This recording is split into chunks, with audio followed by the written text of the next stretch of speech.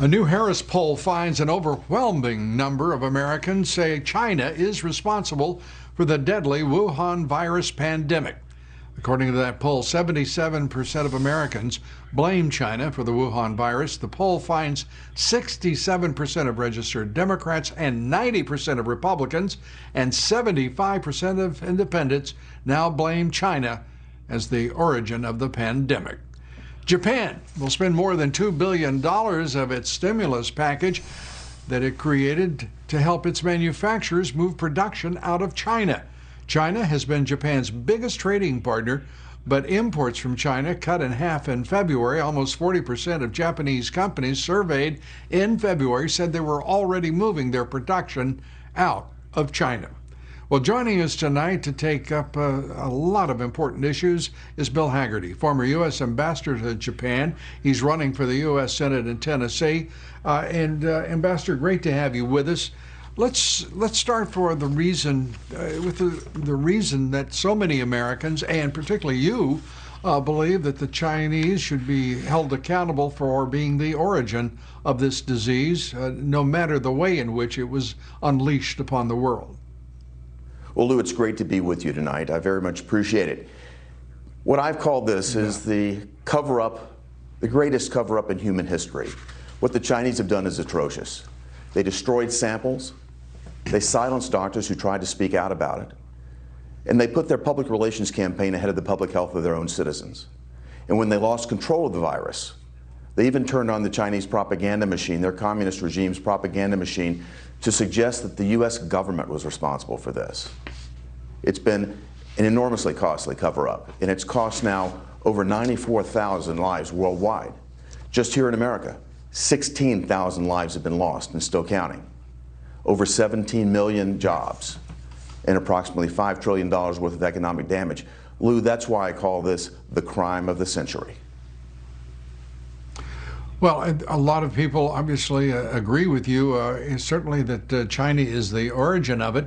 As the origin, they haven't even been apologetic, let alone contrite about any part of the role that they played, whether intentional or whether accidental. Indeed. In your best judgment, how much of an impact would transparency on the part of the Chinese, how much of a difference would that have made to what became a worldwide pandemic? It would have made a tremendous difference, Lou, and they had an obligation to be transparent from the outset. They weren't. Make no mistake, China has unleashed this virus on the world. China is responsible for the loss of 17 million U.S. jobs, and China has put the world economy at risk. They're the ones that should be held accountable for this, and I'm very delighted with the results of the Harris poll because the American public see that now. Yeah, and there's been a tremendous campaign by the disinformation campaign by the Chinese to dissuade Americans from critical judgment, from believing their lying eyes, as the expression goes, rather than the Chinese or some quarters of in this country that are aligned with the Chinese perspective, particularly the World Health Organization. Your thoughts? The president has talked about cutting off the funding to the World Health Organization. Your thoughts about it, whether that would be the appropriate response? Lou, I think this is one of the reasons that President Trump has endorsed me for the United States Senate.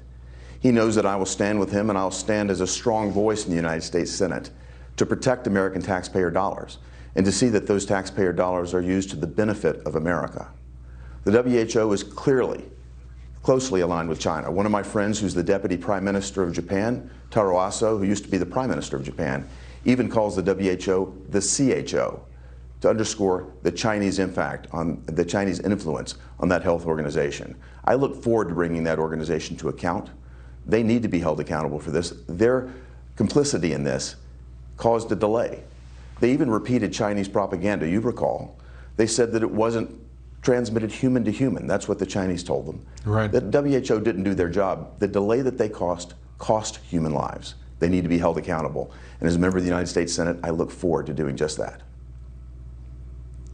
And your thoughts right now as to who, if there must be a choice made, which is the greater threat right now, China or Russia, to U.S. national interests?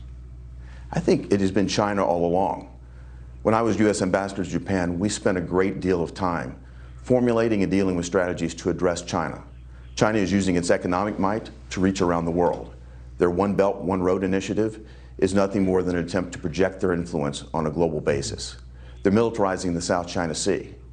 They're using any type of means possible, economic espionage, intellectual property theft, forced technology transfer. They're even using heavily subsidized Chinese industry, like Huawei, for example, to project their influence, economic influence, military influence, and strategic influence around the globe. I think clearly, Lou, China is the greatest strategic threat that we confront today.